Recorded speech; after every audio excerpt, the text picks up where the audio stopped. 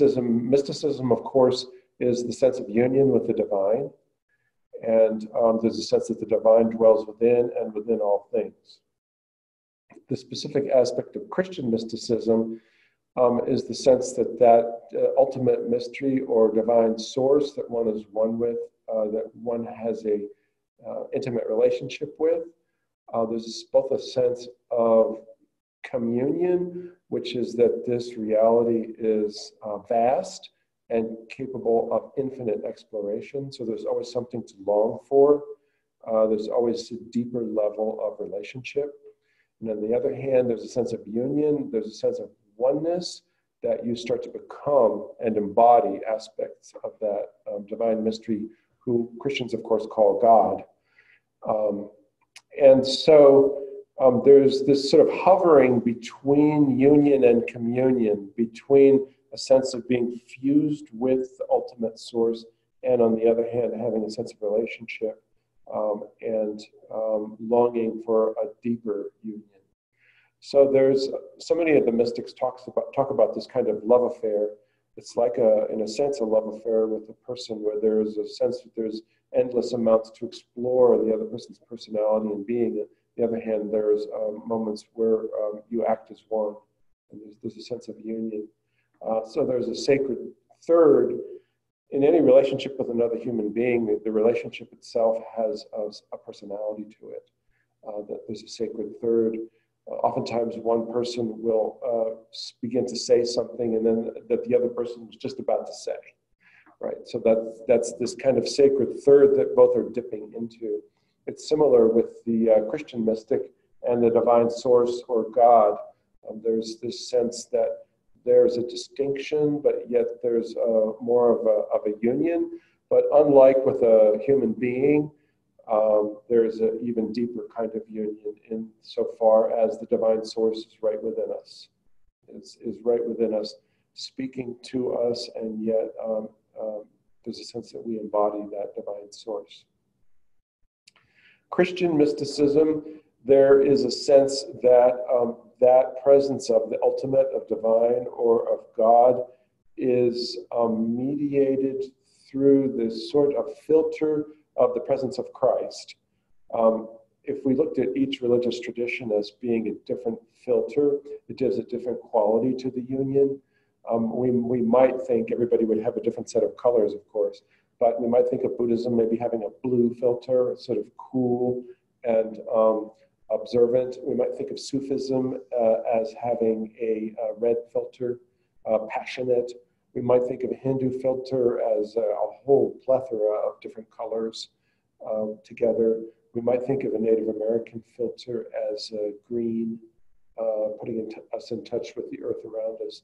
I tend to think of the filter that Christian mysticism uses as kind of a radiant gold filter that is warm and glowing, but sort of a calm kind of love.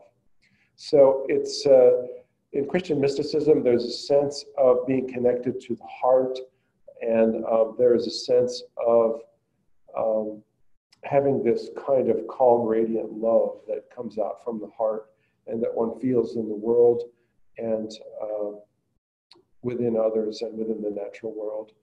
A Christian mystic starts by having a devotion to Christ, especially the historical Christ, but gradually Christ as an object starts to disappear, and one begins to be looking out at the world through Christ's eyes, more than looking at Christ.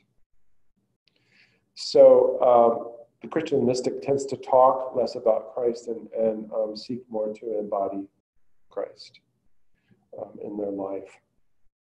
Christ becomes like a mirror through which they see their own true self, and then goes within and becomes a kind of gaze out into the world. So in my history, in my early life, I grew up as an evangelical Christian in the Baptist church. And I really loved, so there was a lot of emphasis on the Bible. What I really loved was the aesthetic dimension of it. I really loved the verses that talked about joy. I loved the verses that talked about beauty. There's a verse in the Psalms that says, one thing I have asked of the Lord, to seek the beauty of the Lord. There's another verse where St. Paul talks about, he says, whatever is lovely, whatever is admirable, think on these things. So I was really attracted to the aesthetic dimension. If you're into the Enneagram, I'm a type 4, so I always had that sense of longing for connection to my ultimate source. And so I grew up having this sort of sense that, so I was overjoyed by the beauty of life, both in nature and in other people, but I also had a sense of being overwhelmed by it, like it was almost too much, and it was a power that was almost too much to bear. I started early, so early on I felt a real connection to people. I felt the sacredness of people, and that there was something there that was really connected to God. I didn't have the language to talk about it real well growing up in the Baptist tradition, but there was a sense that other people were sacred and that they were special. From early on, I appreciated, especially people who had other experiences than I had. I grew up outside of Philadelphia, and I had a lot of, in elementary school, there were a lot of African-American students who were my friends. I loved the perspective, especially of the guys that I was friends with, and I kind of wanted to be Black in a way. I loved the sense of being able to express your emotions and the sense of the history. I remember when one of my friends, this would have been in the 60s, brought a Malcolm X book to school. And it was so fascinating because there was a different perspective, and I wanted to know all about it.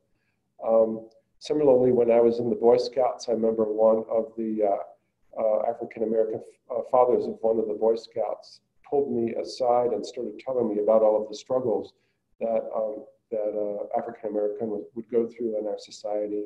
I was sensitive and receptive to these sorts of things. Early on, my mother really was interested in Native American culture and what had been done through the years. And so I developed a real interest in Native Americans and wanted to understand what the world was like through their eyes and through their perspective. So people were fascinating to me, but I think I had the sense that I was always less than, that people had more than I did. And so there was there's always this sense of longing, that there was a sense of lack. So with that sense of having difficulty with people, I would go to nature. I would go to the forest and the fields that were around my house in Pennsylvania and spend a lot of time I had collected butterflies, and I remember I got interested in geology, and I found this piece of granite, and I thought it was the coolest thing in the world, just the texture, and as I would wash it, the smell of it, and I put a coat of varnish on it because I thought it was so wonderful. But I developed this kind of love relationship with the things around me, the sacredness of people, the sacredness of nature. I got interested in fossils and earth history. So I'd go around, ride my bike around to quarries and collect fossils and some of the gems that I could find. I'd go all by myself, wear a hard hat, and bring my geologist pick. But I had this sense of a love relationship to these various aspects of life and with people. I saw them as sacred. Then when I went to junior high and I encountered more girls, I felt like I didn't know what I could possibly contribute. They seemed like they were so amazing to me. So I would turn red every time I would talk to a girl that I liked. So I'd spend more time in nature, trying to get a sense of center and wondering what I had to offer. So there's a sense of being overwhelmed in a way by the beauty of life and of other people. And so I'd say an attitude of longing kind of predominated for me. So then what happened was my dad would take us on vacations to the West. A certain singer was singing about Colorado, of course, John Denver. And so I got interested in forestry, and he would take us to places in the West, to different national parks and places. And I wanted to live in the West.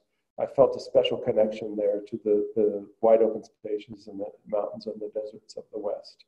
So I came to Colorado State University, and I came with the express intent of showing how plants and animals and landscapes were able to survive because of these the designs that they had that reflected the beauty and the ingenuity of a creator. So there was a sense of this kind of mirror that the creation was revealing the perfections of the creator that I wanted to explore. So there was a sense of kind of a distinction between the creator and the creation. However, when I took science classes, the scientists that taught them, they would always say things like, well, I could have designed this plant a lot better so that it wouldn't lose so much water. And everything really isn't all that perfect. And there's a lot of things that you could consider mistakes of evolution. So that kind of burnt me on that approach. However, I would go backpacking and hiking, and I would start to have experiences more of oneness with nature that I couldn't get through the scientific perspective. I had a sense that myself would expand outward, and I would find something of myself in the landscape, and that was the presence of God there in the landscape that I had grown up with in the Baptist faith, but who I was finding in the landscape there. So I switched majors to philosophy and religion then. And I got real interested in exploring these experiences of union that I was having, where I felt like I would expand to become the presence of the mountains or the beauty of a wildflower meadow, that I would feel more attractive inside and being in the presence of that meadow. And I got interested in Eastern religions because they talked a lot about that kind of oneness, especially Hinduism and Buddhism. And then, interestingly, many of the Hindu mystics were talking about Christian mystics.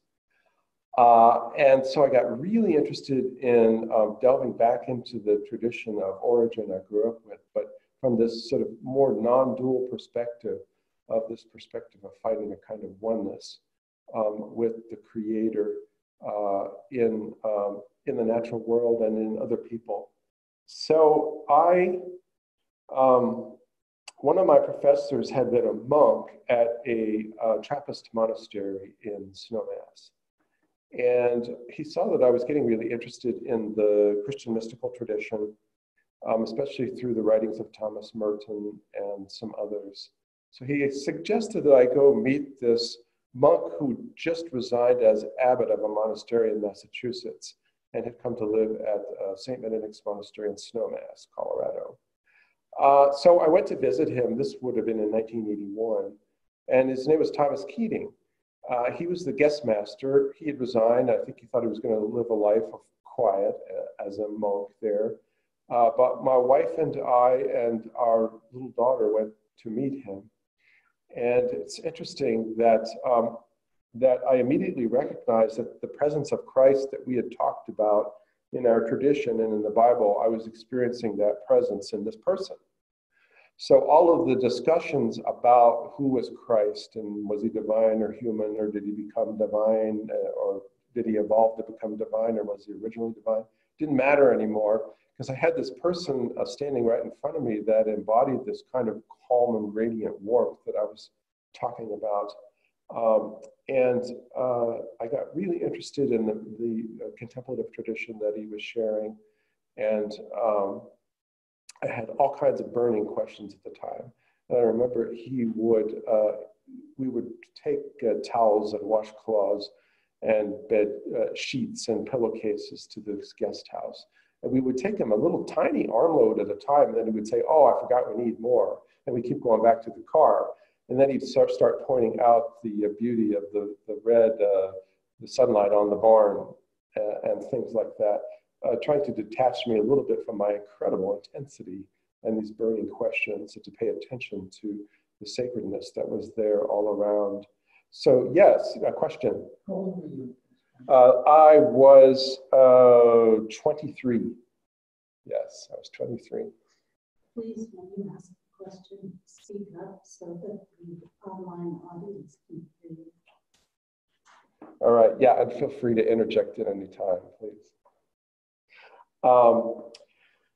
So I started practicing centering prayer, which was a method of meditation or contemplative prayer that the monks had developed.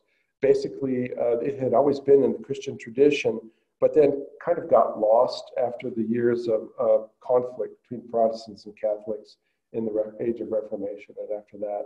And then in the 60s, what had happened was the hippies were going around to all different traditions, Hindu ashrams and Zen centers and Taoist centers, and asking, what is your method of meditation? We'd like to learn it. And they go to the monastery, the Catholic monastery, and say, what is your method? And the monks are like, oh, well, we kind of fall into this silence, but they hadn't really systematically thought about a method for a long time. So some of the monks had developed this method they called centering prayer, based on a medieval work called The Cloud of Unknowing that was written in the 14th century. And it basically was a sense of letting go of one's thoughts and then dropping into one's center, dropping into, they kind of envision it as a sort of an abyss within, and you sort of let yourself rest back into the divine presence who dwells deeply in the canyon within. And I found this really helpful. It helped me lay aside some of my burning questions and find a sense of centeredness. Because as I talked about, I'd had a sense that I was somehow inferior to those around me.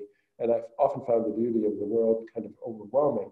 So what I started to find that there was a beauty of the inner self, that within there was this whole world of that one could explore, that one could adventure into, and that the Christian mystics taught this, that God dwelled within, and that you had to go within to be able to truly find that presence in the world around you and in the people, and to find that true sense of union and that sense of connection. And I found this immensely healing, especially being able to let go of all of my thoughts and rest back into this sort of intuitive knowledge of the divine.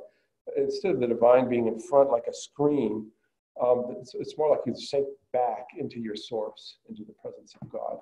And what I found was that the mystics used all of these landscape images to talk about this inner self and this inner perception of God, which appealed to me immensely, since I grew up in the fields and forests of Pennsylvania, and then I came to forestry school in Colorado.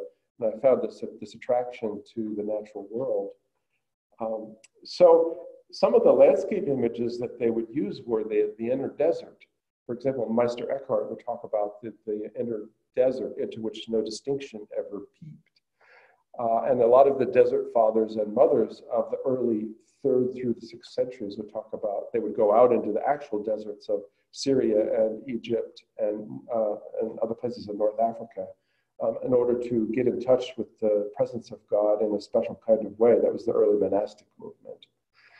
And so there was a lot of talk about the inner desert. So there's a sense of loving, that sense of emptiness and desolation and dryness, because within that, this immense beauty could be found.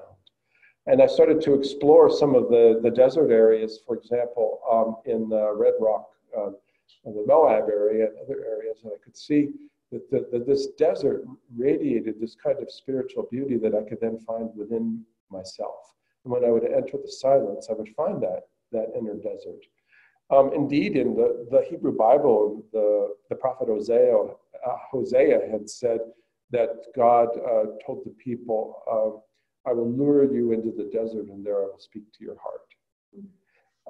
And so I started to feel that inner desert, and that the emptiness and the sense of longing, the thirst, was okay, just to sit with it and enjoy it.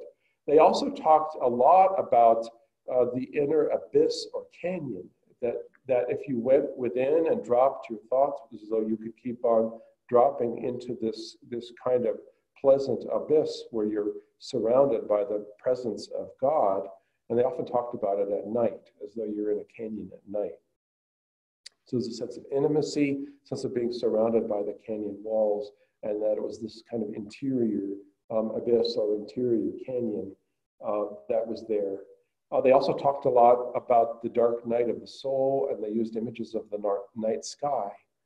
And so there was a sense that, that within us was this kind of darkness. Why is it dark? It's dark because you're letting go of all of your thoughts and ideas and concepts and feelings in order to get in touch with something, as St. Augustine said, that's closer to you than you are to yourself. So as a result, the usual clarity of having ideas, clear and distinct ideas and insights, starts to dissipate somewhat because you're sinking back into this kind of union with your source that is so close to you, it cannot be seen with concepts, but that one could feel a kind of embrace, just as you were embraced by the canyon walls. And if you're in an old growth forest at night, you can feel embraced by the sequoia or redwood trees that are there. There's a sense of being embraced by this presence that wells up from within and surrounds you. There was also the book, The Cloud of Unknowing. The author of that lived in Britain in an area where the fog from the North Sea would come in and completely surround everything with this fog.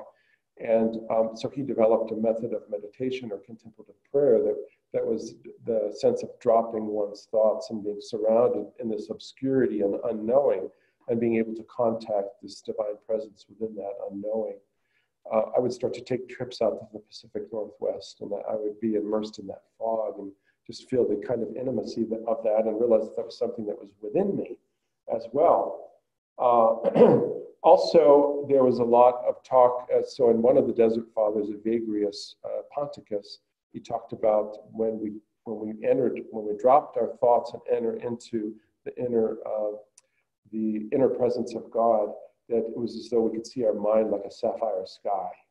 So there was also that sky-like imagery as well. And to realize that the sky that I enjoyed external to me was actually inside as well.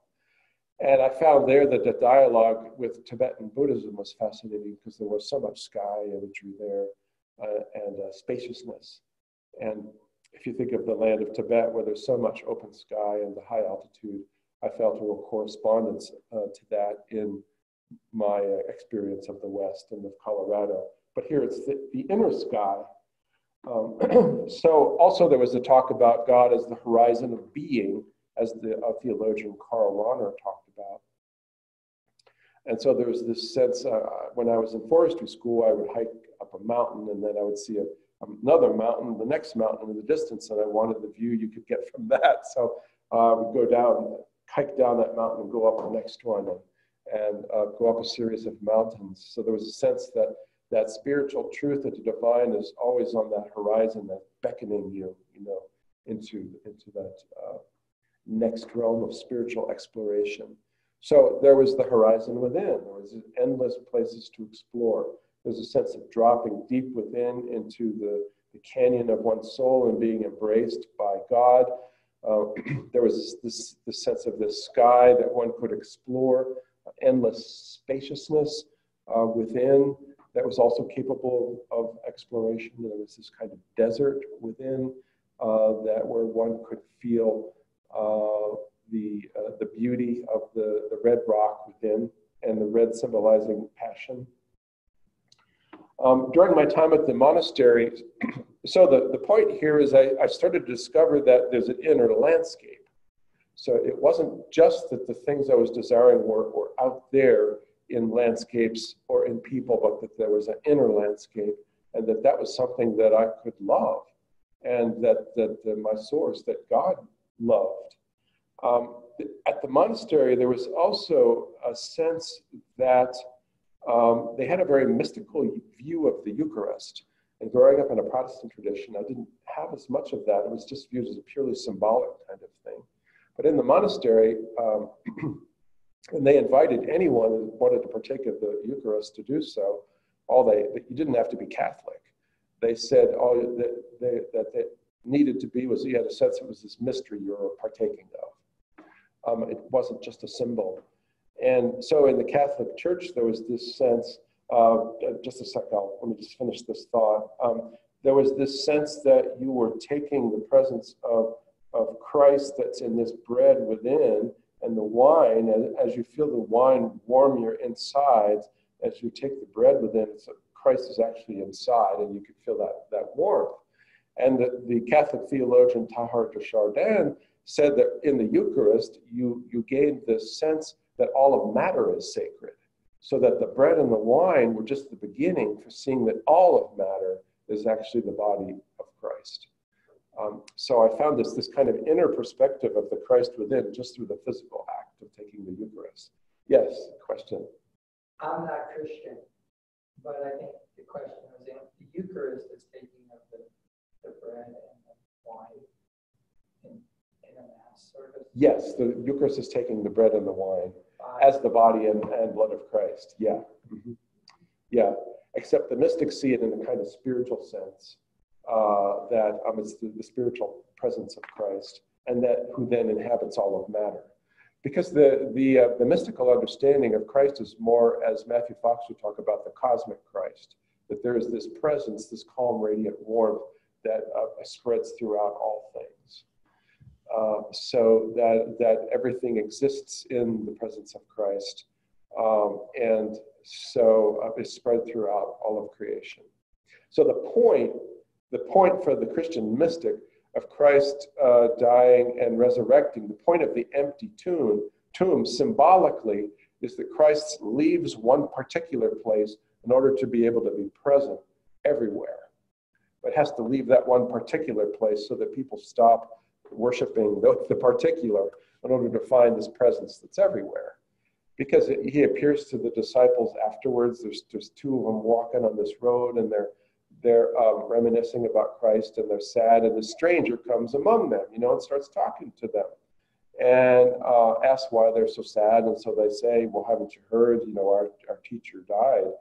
And so then, of course, what happens is they need to take lodging for the night. So they invite him, and they say, oh, will you come stay with us, in the inn. So he does, and then they go to have a meal. He breaks the bread, and as soon as he breaks the bread, they realize it's Jesus. So he appears in another form, or he appears to Mary Magdalene at the tomb as the gardener. The mystic doesn't say that it's not just that she mistook that the gardener might have been Christ. Christ actually was the gardener, so he is able to appear in all of these other different forms, and there's other stories as well. So it's the cosmic Christ, it's the Christ who inhabits all of matter. And this was an understanding I got from these Catholic monks, who then would go to seek the presence of God and of Christ in all things. That kind of calm, radiant warmth, that love that would bind all things together. So I began to discover this presence and this beauty and this thing that was lovable within my own sense of self, which I hadn't before. At the same time, I began to realize that the longing I had, as though there was some sort of fulfillment that I needed outside of myself, and that I was lacking, I started to realize that the longing itself was already the very thing I was looking for. Because I started reading some of the mystics, St. Bernard of Clairvaux and others, who said that our longing for the divine, our longing for God, is actually a participation in the longing of God for us. So there's always this kind of mutuality, so that we're always looking for something to come and end the longing, and my longing wouldn't end. I always felt like there was something more that I didn't have. And so I just woke up one day to see that I didn't need anything else. The longing was the answer. That was the answer. That I already had the experience of being longed for in the experience of longing. So it was a very inner kind of experience. Another sense that the beauty that I was seeking was within the human, within the deep self. There was also a sense that the spiritual questions I had were also their own answer. I was always looking for answers that would get rid of the question. And instead, I realized that the question itself was already a divine question. It's as though all of life is the Creator's adventure, and the Creator is seeking to explore all of life and has this question, but we don't hear it verbally because it's too deep to be heard, but instead we hear it within our human heart and mind, so that our questions are actually like an echo of the divine question.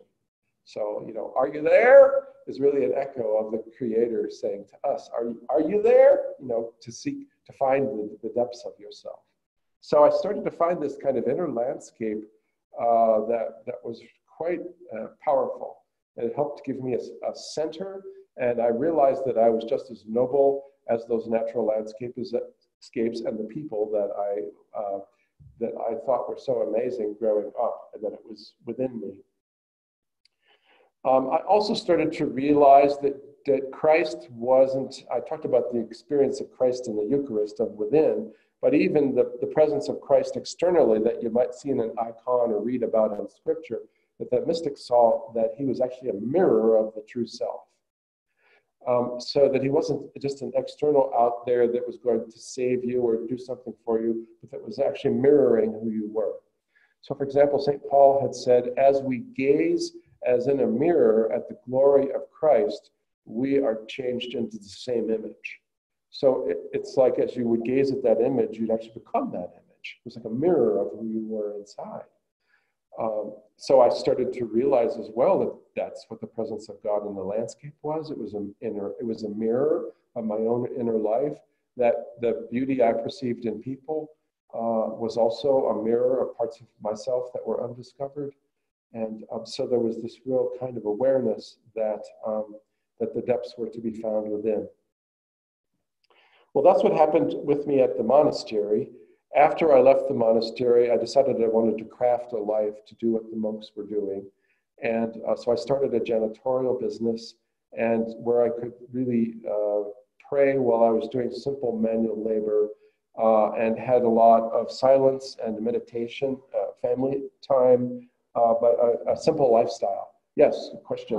How long were you at the monastery? You went around 23? Yeah, I was at the monastery. Good question. I actually, so I would go back and forth from home to the monastery, but then Thomas Keating set up a winter-long retreat in 1984. So I spent that winter at the monastery.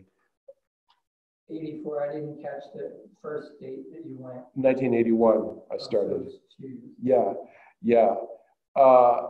So I came home from that deciding I wanted to live as a monk in the world. And at that time, Marcia Sinitar had written a book called Ordinary People as Monks and Mystics, and it was kind of in the air. And so I got real interested in that, and so started trying to live that life of silence, simplicity, study, time in nature, time with family. I remember my daughter, when I asked her when she was a teenager, I have two daughters, I asked her, so what does the contemplative life mean, Crystal? She said, oh, that means that you sit at dinner and you really listen to each other and really ask questions of each other. And I thought, what a great way to look at the contemplative life. In other words, you're finding something sacred in the other person, and you're really there to listen and to find that divine there. And I thought that was really interesting that was the takeaway for her, what the main aspect of the contemplative life was. So after I left the monastery, then I decided to craft this life, and my wife and I were together in it, of this contemplative life. And what I started to find then is that that inner place that I had discovered, that inner canyon, that inner spaciousness, that inner warmth, that was one of the places out of which the Creator creates all things, that they all come out of within. So Meister Eckhart had said, how amazing it is. He says, everything remains within in the depths of the human soul, and yet it appears outside. It appears outside in the world.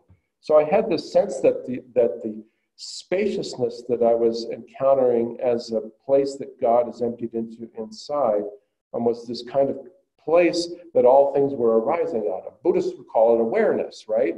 That you have this sense of spacious awareness and everything arises from within that. The Christian would see it as the presence of God, a God who is emptied out in bliss into this spaciousness. And suddenly everything around you arises like an echo out of nowhere. And many of the Christian mystics use that kind of imagery, that everything is a word of God, but that everything is kind of this echo It's as though the Creator is about to speak this word, but loses himself in bliss, and nevertheless, everything echoes with that unspoken word. I had a vivid experience of this sense of everything arising out of the inner spaciousness or the inner desert and echoing. When we took the family down on a trip to Echo Amphitheater in Georgia O'Keeffe country, I noticed here at the Quaker Meeting House, they had some pictures of Ghost Ranch out in the lobby there. And that's right near where Georgia O'Keeffe lived. In fact, that's the very land on which she lived. So Echo Amphitheater was near there, and it's this fascinating place.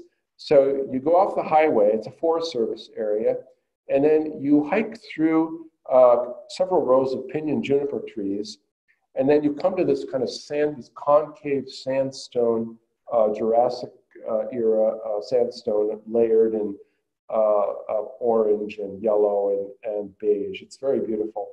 So you go past, you go from the highway, you hike through these trees, and you go right up to the sandstone wall. And the interesting thing is that you can hear echoes of the cars back on the highway, but you can't hear the original sounds. All you hear are these echoes resounding off this wall. And one time when we were camping there, there used to be a campground there. The same thing happened with coyote calls. You could hear echoes of these coyote calls coming off the sandstone wall, but you couldn't hear the original coyotes.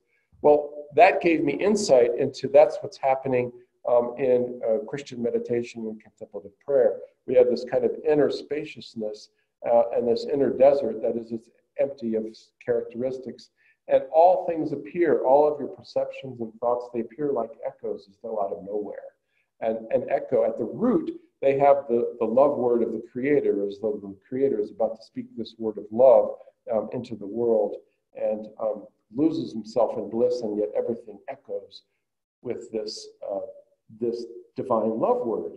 So I moved from the place in childhood of finding all of this beauty outside that I had a love affair with, then to finding it inside in this kind of inner landscape, and then realizing that everything is emerging out of this spaciousness that I share with everyone else. So there was a renewed sense that the world was sacred as arising from this place from within. And I found that absolutely amazing, that I had this kind of intimacy with all of creation arising out of this divine awareness that is within, and this kind of divine canyon. After that, I also started to get in touch with the more horizontal sense of union. So I mentioned how I learned to go within and find a union with God and the inner self in my monastic experience. And so it's that kind of vertical union where you drop within and find the divine presence at your source, and then find all things emerging out of that. But there's also a horizontal union, and that's the sense that everyone around you is divine, but they're divine in their own way. So this uses the image of the body of Christ, and it's so necessary in our time, because everybody can find their own inner union, but if it doesn't spread out to the world till we find the sacredness of everything around us, we're not going to be able to have the energy to help transform the world. So St. Paul uses an interesting image of the body of Christ. He says that one person is like a hand, they specialize in works of service. Another person maybe is an eye, they specialize in having a vision. Another person is like a foot. They like to get things done. So each person is like a different aspect of this body. And he says, well, can the hand say to the eye, I don't need you? And can the eye say to the foot, I don't need you? He says, well, no, you need them all. Well, maybe Paul was thinking about that image in terms of Christians, people who profess themselves as Christians. But Origen of Alexandria, who was a 3rd century theologian from Egypt, said, no, actually the body of Christ extends throughout all of creation. He says that Christ has the whole creation as his body. So there's this kind of horizontal union then, where there is a sense that everything around us is a different aspect of the true self. So my monastic experience was that the true self is grounded in God, and there's a sense of centeredness and a sense that that's all you need because everything is arising out of that. But there's a second sense of the self, and that is that it's an interconnecting, it's a body, or it's this kind of web of presences, and that we're incomplete without all of those other aspects of the whole. I started to experience this as the divine feminine. That is that sense of the divine in the immanent world, and that it's more of a flow that moves between all of the different aspects of life, connecting them all together, and that gives a sense that all of the different pieces are needed to complete the whole. We hear the web of life, or the spider, the spider woman in some of the Southwest traditions. We hear the net of Indra in the Buddhist tradition, where you've got this web, and there's a jewel in the node of the knot of every in that web, and every jewel reflects every other jewel. And so I started to have more of that sense. So after going within and then finding things coming from within, then also realizing, oh, well, everything else has its own special way of being divine, and I'm incomplete without those. And so it wasn't a bad thing to not have it all together yourself, because you realize, well, that means that you need the divine in someone else, and in someone else, and in another aspect of nature. And what really started to help me with this was I started to return to my Quaker roots. So I'd grown up a Baptist. There were Quaker roots there, but my mom actually tried to discourage it because she didn't like the teaching about the inner Christ. But then I was schooled in Catholic mysticism, which emphasized that kind of the divine presence within. And I then started to get in touch with my Quaker roots, which was that you would find the divine in everything around you. So George Fox, who started the Friends, the Society of Friends in the 16th century, he told his disciples, he said, travel throughout the land seeking to answer to that of God in everyone. So there's a sense that you're not going to go bringing God to people, you're going to answer to the God who's already there. And another mystic at this time that I got really interested in, his name was Howard Thurman.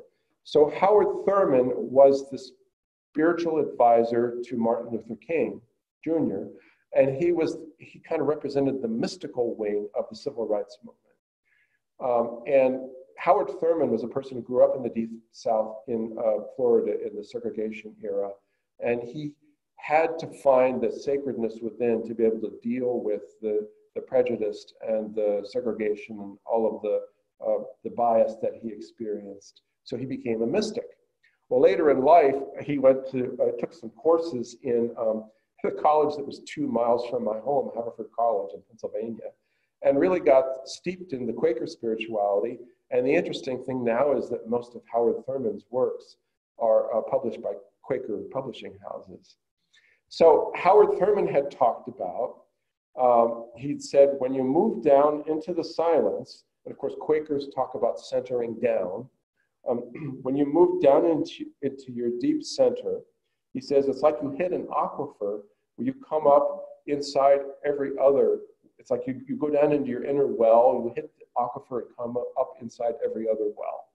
So there's a sense of connectedness there, horizontally through that kind of underground aquifer. So through my reconnecting to my Quaker roots, I started to become more aware of the God in everyone around me. That is an aspect of God that I may not have, that I need, who's from someone else. So a person from another individual, another personality type, another gender, a person of another sexual orientation, another race, another nationality, another philosophy, another religion. Those are all pieces of the divine self. Thich Nhat Hanh would call it interbeing, right? There's that sense that everything is connected. The Christian image is the body of Christ. It's that each is a different part of this body, and you need each to be able to complete the whole. So I started to realize that all of those people and landscapes that I felt a longing for, I felt that I wasn't good enough for, they were actually part of this multidimensional horizontal self that spread throughout all of creation. And so there was this increased interest I found in realizing that as I listened to others and heard their perspectives and listened to landscapes and practiced the deep silence that I learned in the monastery, that the sacredness in each of those people, in each culture, in each person that I came in contact with, in each landscape would be enhanced and would express itself to me and would provide me with a divine word. Because this is a part of the contemplative life, is that everything is a word of God. And so the Quaker roots helped put me back in touch for myself with the divine feminine. I also started to study more about the Sophianic dimension, Sophia being the divine feminine in the Christian tradition. And that it's a she that's at the root of every insight. You have every aha experience. People talk about when you're thinking and you have insights, oh, stop being in your head, and I don't know what they're talking about. Because whenever you have an insight, it excites you, right? It excites your body, it excites your emotions. And so it's the presence of Sophia coming and bringing that insight alive to you, the sacred feminine. So, so this was another aspect to my journey. And I wanted to just mention a couple more aspects before I open it up for questions. I started to come more into contact after I went to graduate school at Isla School of Theology. Well, I started to encounter more and more people who were spiritual but not religious. They were on the Gallup polls. They're considered nuns, N-O-N-E-S, that don't identify with any one religious tradition, and that often, and it's a movement that's really occurring in our time. Sometimes I wonder, what is the future of religion? I think it might be this, and I think a lot of people in the millennial generation and I generation have this kind of perspective that there's this piecing together of insights from all different kinds of places, and that there isn't any one institutional religion or faith that it encapsulates it all. So interestingly, I got in touch, it's interesting how the divine works. I got in touch in seminary with a wing of the Anabaptist movement. They were a movement, and some of them were mystics. I grew up in Pennsylvania. So Pennsylvania was this sort of hotbed for egalitarian spirituality. That is, for spirituality where each person is an aspect of the divine. And I started to reconnect with that with the Quakers. The teaching is expressed, they call it the priesthood of all believers. In other words, there's no special class of priests or religious. Everybody is a priest. And of course, the Quakers, the friends who meet in this meeting, everybody is a priest. When they feel led to speak from the Spirit, they stand up and speak in the meeting and then sit down again. I discovered that in the area of Pennsylvania where I was, so there were a lot of some Mennonites and Amish, and they came from the Anabaptist movement, which was from the 16th century, and they carried on the teaching, the radical Reformation teaching that every person is a priest. And of course, they did it in community. But there was a mystical wing of that movement of Anabaptists. Others were the Shakers who lived in community, who saw the divine in each other as well, who were an offshoot from the Quakers. So Pennsylvania was this place where all these egalitarian spiritual groups were. There was yes? Is that the mystical wing, the Shakers? The Shakers are, they have a mysticism to them as well. That's not the mystical wing. No, I'm getting to it, yeah. The mystical wing of the Anabaptists called the Contemplative Spirituals.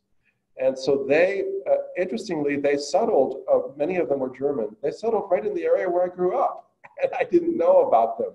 Sebastian Frank was one of those teachers, and Caspar Schwenkfeld. There was a Schwenkfelder church right there a few miles from where I live that I didn't even know about. So I started to reconnect with this movement, and basically what it's called is the Invisible Church movement. So they believe that any group of people eventually gets power dynamics to it and gets a certain corruptness to it. So they believed in the principle where Jesus said, he said, where 2 or 3 are gathered in my name, like here tonight, there I am in their midst. There I am in their midst. So Sebastian Frank and Caspar Schwenkfeld said that church really isn't organized in space that is like everybody together in one place. Maybe it's more of this kind of this sort of online community that we're experiencing these days. It's more a function of time. So Rufus Jones, who was a Quaker theologian who worked at Haverford College right near my house, who researched this because the Quakers came directly from the Contemplative Spirituals. That's the mystical wing of the Anabaptists, who also produced the Amish and the Mennonites and the Hutterites. Rufus Jones said that Sebastian Frank was a Heraclitus of the spirit. And so Heraclitus was the Greek philosopher who said, anybody remember what his most famous quote was? You never step into the same river twice. Okay, so the Contemplative Spirituals, the German Contemplative Spirituals of the 16th century, said that's what church or Christian community, or today we'd say the Sangha, or the sacred community is. It's more a function of time. So that means that, okay, so we might meet in this room and we'll have some interaction in a minute. So that's an instance of church. Then we'll go home and we'll talk to our partner, our family, and have a meaningful conversation. That's an instance of church. Then we'll get up in the morning, we'll watch the sunrise and have a meaningful experience of that. That's church. Then we'll go talk to our neighbor and have a meaningful conversation. That's church. And so it continues throughout the day. So instead of meeting in any one place, it is like a river that flows through it all. So there's a sense among the Contemplative Spirituals that if somebody asks you, well, oh, what church do you go to, or what is your religion? If you point to something outside the person who's asking you the question, it's like you're dissing that person because they are your community and church in that very moment. So that was fascinating to me because since there's such a movement of people now, especially young people who don't find this community in any one place necessarily, but they might find it spread out through all of these different interactions, that I actually had this tradition within my own Christian tradition, the Contemplative Spirituals, who talked about that. And Sebastian Frank, for the time, he said, well, they don't have to be a Christian. He said anybody who's a sincere seeker is a part of this community. And he said that includes Turks. Of course, they would have been Muslim at the time. He says that includes pagans. And of course, he was hounded. The other Protestants hated him. So he had to move his entire life because they would try to run him out of town, because he was basically saying the presence of Christ is spread throughout the world and isn't confined to Christians. But anyway, when I came in contact with this tradition of the Contemplative Spirituals, of the invisible church, of a community that's more a function of time than necessarily a place, all gathering in one place, I got really excited. So it was another dimension to falling in love with the world, to finding that the divine could appear at any moment with the next connection, and then the next, and then the next. Could be an animal, a bird, a landscape, a sunset, a person from this tradition, that tradition. It didn't matter. So I found that very exciting, and it added a new dimension to the mysticism that I had discovered in all of the other aspects of my spiritual journey.